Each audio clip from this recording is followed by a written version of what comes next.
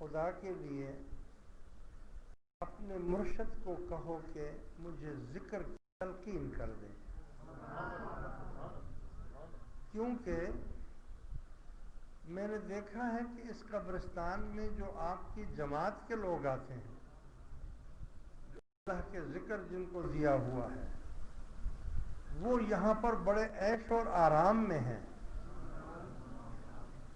تو میں یہ چاہتا ہوں کہ میں زندگی میں تو نہیں لے سکا ذکر، نہ میرا خیال تھا نہ میرا دھیان تھا اس طرف. اب مجھے افسوس ہو رہا ہے کہ کاش میں بھی اللہ کا ذکر ان بزرگوں سے لے لیتا. برائے مہربانی اپنے مرشد کو کہیں وہ مجھے ذکر کی تلقین کر دے. اس نے پیر صاحب روز دھنی رحمۃ اللہ علیہ کو یہ بات سنائی تو آپ نے فرمایا کہ ٹھیک ہے، جب ہمارا اس راستے سے گزر ہو تو مجھے یاد دلا دینا، میں اس کو ذکر کی اجازت. ایک دن اسی راستے سے جانا تھا، اس شخص نے یاد دلایا کہ حضور وہ صاحب قبر یہ ہے. آپ اس قبر شریف کے پاس آئے اور جس طرح زندگی میں ذکر شریف کی اجازت دیتے ہیں، ایسے اس کی قبر کے بائیں طرف قلب پر انگلی رکھ کر آپ نے اس کو ذکر کی تلقین کی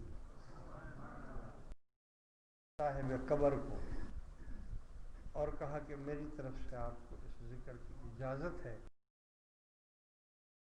کچھ عرصے کے بعد پھر وہ شخص وہاں گیا اور اس نے دیکھا، پھر وہ صاحب قبر جو تھا بڑی خوشی کے عالم میں تھا، اور اس نے کہا بھائی اللہ آپ کا بھلا کرے، آپ نے میرے ساتھ بہت بڑی کرم کی ہے اور مجھے ذکر دلا دیا ہے، اب میں بڑے عیش میں ہوں، آرام میں.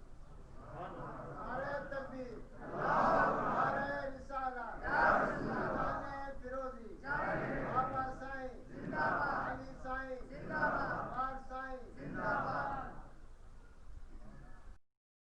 قبر میں ہی نہیں،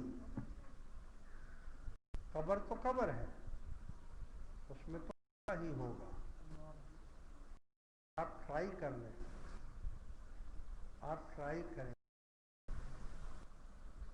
دنیا میں بھی اگر آپ یہ چاہیں کہ مجھے سکون مل جائے، یاد رکھو سکون ایسی چیز ہے کہ جس کے لیے ہر شخص مارا مارا پھرتا ہے. سکون ہی وہ چیز ہے جس کو لوگ دولت میں تلاش کرتے ہیں. سکون وہ چیز ہے جو لوگ اس کو حکومت میں تلاش کرتے ہیں. سکون وہ چیز ہے جو لوگ اس کو محلات میں تلاش کرتے ہیں، محلوں میں. سکون وہ چیز ہے جو لوگ اس کو سمندر کے کنارے پر تلاش کرتے ہیں، جاتے ہیں گھومنے کے لیے کہ یار تھوڑا سا سکون مل جائے. سکون وہ چیز ہے جس کے لیے لوگ پکنک مناتے ہیں، پر چلے جائیں. سکون وہ چیز ہے کہ جو لوگ اس کے لیے ترقی کرنا چاہتے ہیں کہ ہم ذرا آگے بڑھ جائیں. ذرائع سکون کو مزید برباد کرنے کے لیے ہوتے ہیں. سکون کو مزید برباد کرنے کی چیزیں ہیں یہ. اگر آپ کو مال مل جاتا ہے زیادہ تو آپ غور کریں گے تو آپ کی بے چینی تھوڑی سی اور بڑھ جائے گی، کیونکہ اگر آپ کی یہ طمع ہو کہ مجھے اگر 2 لاکھ روپیہ مل جائے تو میرا کام صحیح ہو جائے گا، اور 2 لاکھ آپ کو مل بھی جائے گا.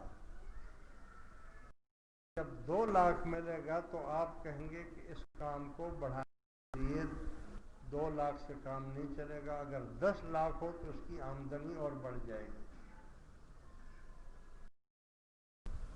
پھر آپ اس 10 لاکھ کے لیے بے چین رہیں گے. اسی طرح اگر آپ کسی پکنک پر چلے گئے تو بڑی خوشی کے ساتھ آپ جائیں گے، گھومیں گے، پھریں گے، کھائیں گے، پیئیں گے. جب واپس آئیں گے تو تھک ہارے ہوئے ہوں گے، ہلاکان ہوں گے، اور اب مجھے تھوڑا سا آرام مل جائے. آرام کیا مل جائے؟ تم تو سکون لینے کی وجہ سے تو سکون مل گیا نا تم کو، تو اب آرام کی کیا ضرورت ہے کہ نہیں؟ چاہے جتنے بھی آرام دہ پکنک پر آپ کے ہوائی جہاز میں چلے جائیں، 5 اسٹار ہوٹل میں جا کر آپ ٹھہر جائیں، لیکن واپس آ کر تھکے ہوئے ہی ہوں گے. آپ پریشان ہوں گے اور کہیں گے یار اپنا گھر تو جنت ہے، اپنا گھر تو جنت ہے. جو سکون اور جو آرام گھر میں ملتا ہے وہ کہیں باہر نہیں ملتا. اسی طرح جو حکمران ہیں ان کو آپ دیکھیں تو وہ راتوں کو سو نہیں سکتے. ان کو صبح کے لیے فکر ہے کہ کل میں نے یہ بھی کرنا ہے، وہ بھی کرنا ہے، اس کا فلاں کرنا ہے، اس کا فلاں کرنا ہے، تقریر جواب دینے ہیں، بیانات دینے ہیں، فلاں کرنا ہے. ساری دنیا کا غم اس کے دماغ کے اوپر چھایا رہتا ہے، ہوتا ہے بے چین اور بے قرار. مگر لوگ نہیں سمجھتے، ہم نہیں سمجھتے.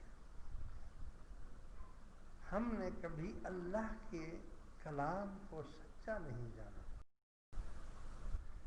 ہم اگر اللہ کے کلام کو سچا مانیں، اللہ نے فرمایا وہ صحیح ہے، باقی سب غلط، باقی سب غلط. اللہ تعالیٰ فرماتا ہے الا بذکر اللہ تطمئن القلوب، خبردار ہو جاؤ،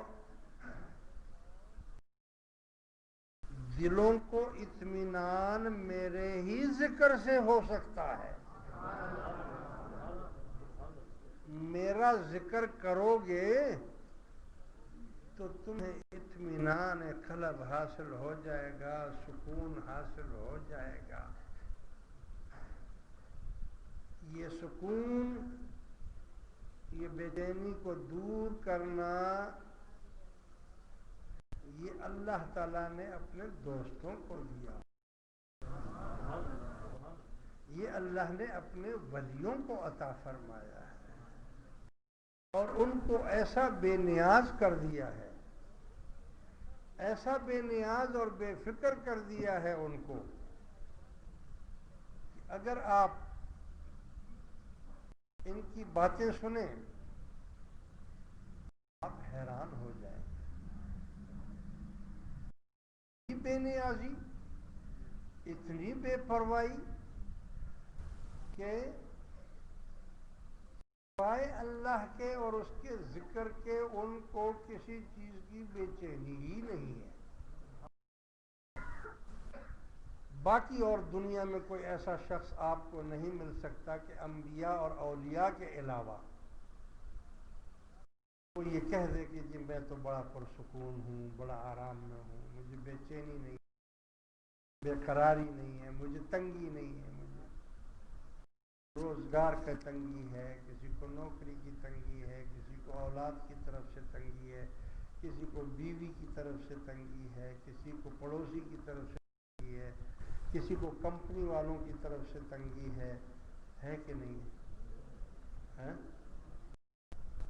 مگر یہ ساری تنگیاں اللہ نے اپنے دوستوں سے دور کر دی اور فرمایا کہ جو میرے ذکر میں مشغول ہو جاتے